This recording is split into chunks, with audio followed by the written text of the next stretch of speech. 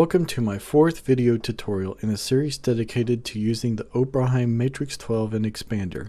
In this video I will explore the single mode master pages, multi-mode, and explore the inner workings of some of my favorite patches.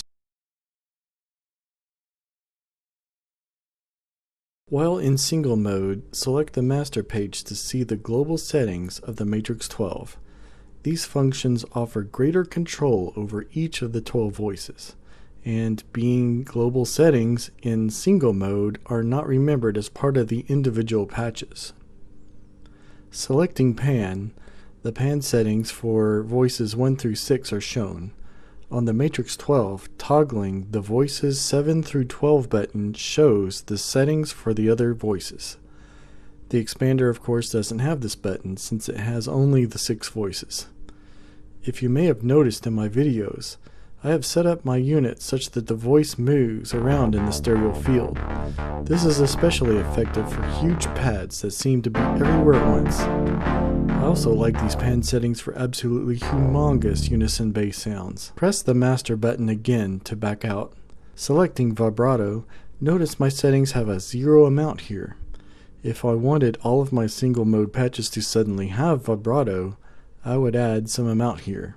Remember, this is a global setting for all single mode patches. Selecting the voice assignment page lists which of the zones control each of the voices.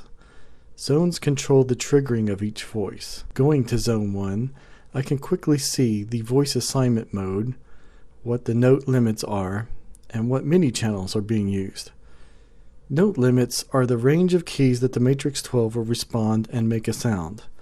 Remember, only notes within the note limits will play. Of greater interest to me are the voice assignment mode. The voice activity can be monitored in the display as little dots.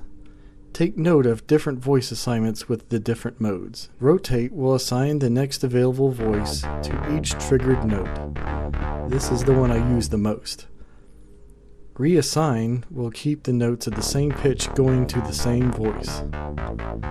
Reset assigns the lowest note played to the lowest voice. Lastly, 3 different unison modes all fire off all voices in one shot. Good God, that's some righteous stuff. Hopefully I've been able to stress these settings are global in single mode, simply because in multi-mode, they go away. Hey man, we need those things. Where did they go? Answer: multi-mode remembers these things and more with multi-mode programs.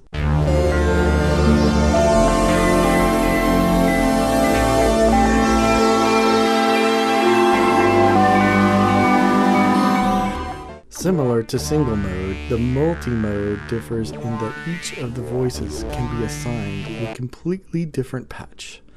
The obvious uses for multi-timbral operation, forming drum kits, and of course creating splits. To access the individual patches assigned to each voice, press the programmer button underneath the corresponding voice and assign the patch number that is desired. While individual patches are selected, single mode will be invoked, meaning you can access patch settings for that sound but cannot save multi-mode programs until returning to multi-mode. To return to multi-mode once again, just select the multi-mode button. Now a multi-mode program can be saved by holding store and pressing the 2-digit number. Multi-mode settings are non-volatile to a degree. Sometimes you will want to assign a patch to one of the voices, but can't seem to remember the patch number. It's okay to toggle single mode and scan through the patches to find just the right one. When returning to multi-mode, all the current settings will remain just as you left them. The multi-mode pages can be accessed via the page select buttons on the right side of the panel. Take note of the alternate labels next to these buttons that correspond to those features. Once again, noting all of these settings are remembered when the multi-mode program is saved. Transpose will change a voice's tuning.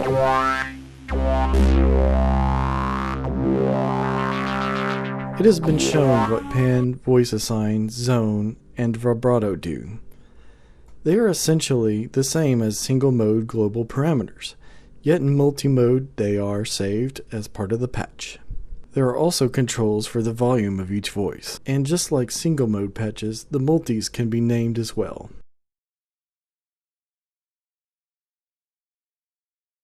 Now I'm going to give you some insight on how a couple of my favorite patches are being done. First, starting with ringer.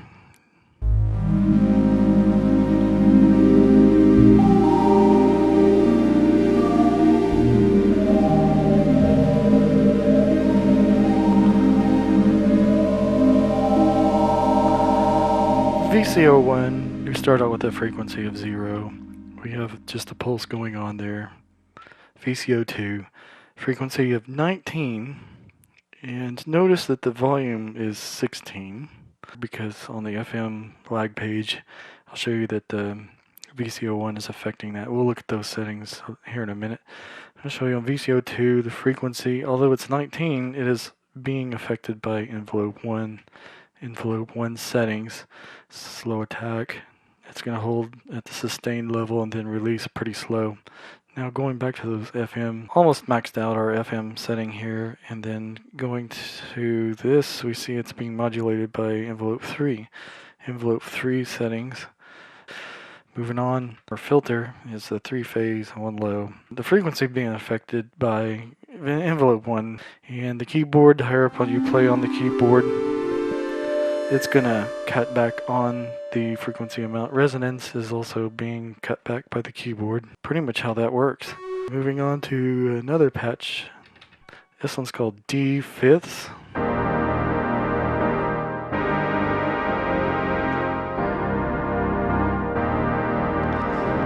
I did not write this patch. It came with the synthesizer. It's not a factory patch or any of the patches that I've seen out there. It's truly unique, and previous owners, I guess. Here's on VCO1. You can see the setting. It's going to have, of course, the 7 semitones, giving it that distinct sound of a fifth interval, and then it's going to have the sol and pulse. Pulse width is being modulated. Its LFO1 has a negative 54.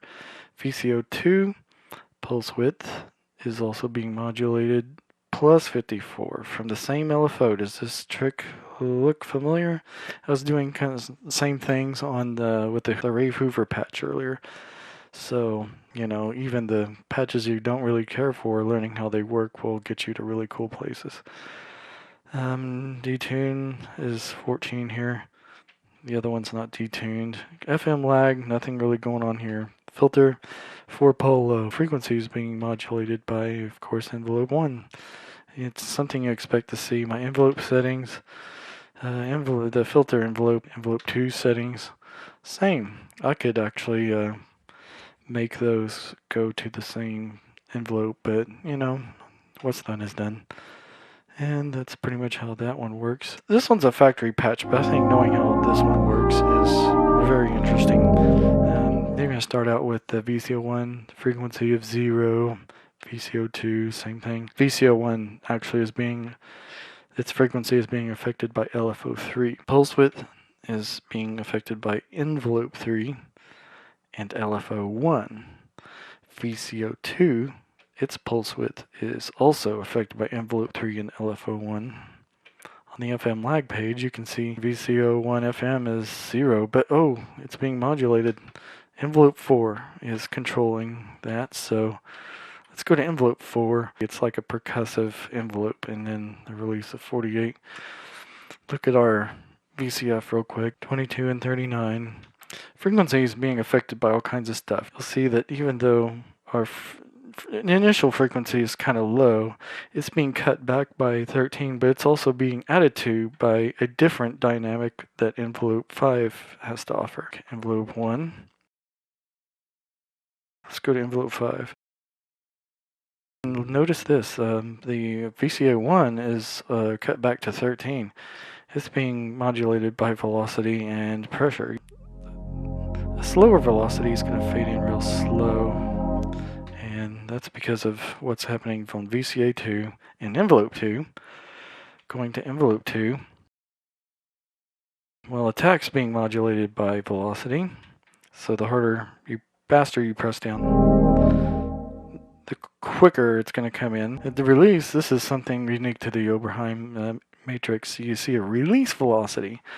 That's how quick you let up off of the keys. So let's see, when I let up real fast, it cuts off real fast. But if I let off real slow, so that's a pretty cool trick. And lastly, the thing I wanted to show you is a patch called XPressiv.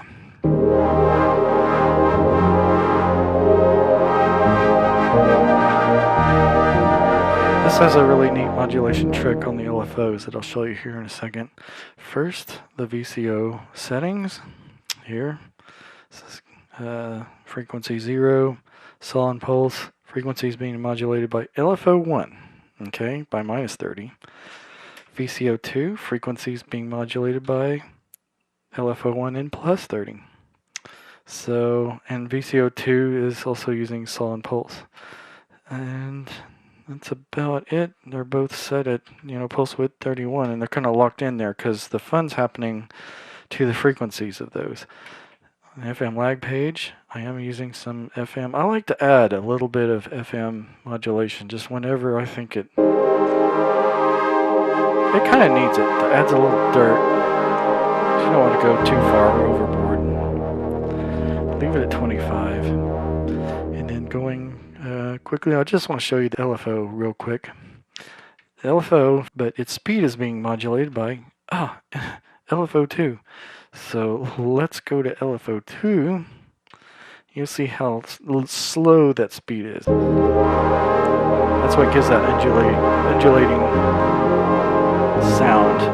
But check this out, over here on the VCF, frequency is also being modulated by LFO 1.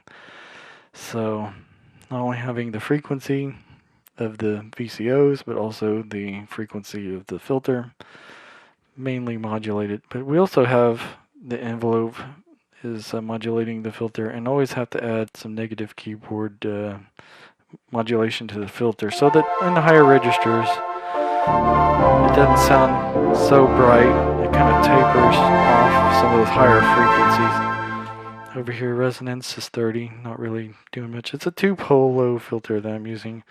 VCA2 has envelope 2, of course. You have these settings here, kind of envelope characteristic. But, well, those are the patches that I wanted to show you. Thank you so much for watching, and I will see you next time.